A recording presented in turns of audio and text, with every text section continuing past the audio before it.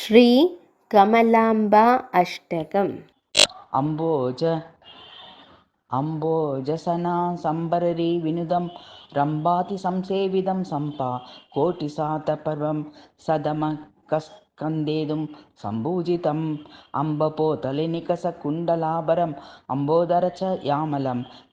वन्दे तं कमलम्बिके भगवती श्रीचक्रराजेश्वरी मध्यन्तस्थकराम्बुजं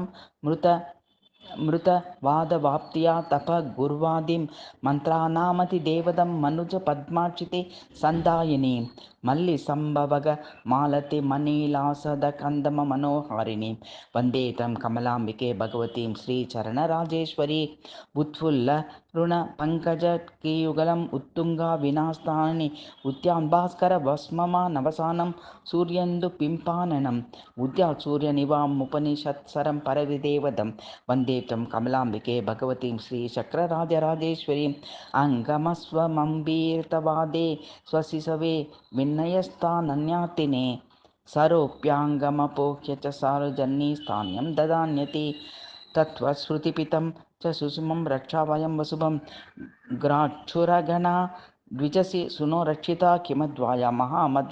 मदर्शयसुन्दरं निरुपमत्रयन्दवेदयम्बं संसारोपशामं सदाशिवमहाभाग्याप्ति चन्द्रोदयं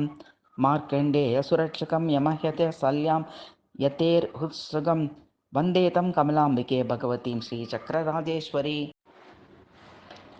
पालमबाला कुरंगा ललना परमबलेन्दु सूडामणिं बलिष्ठानिवरकक्र ह्यदरुदम बालेन्दु सूडप्रियं पलो सोपान दिव्यगणनादिपिराल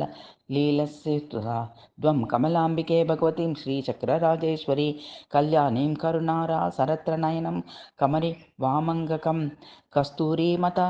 पसमना निधिलं कलहरालामलप्रियं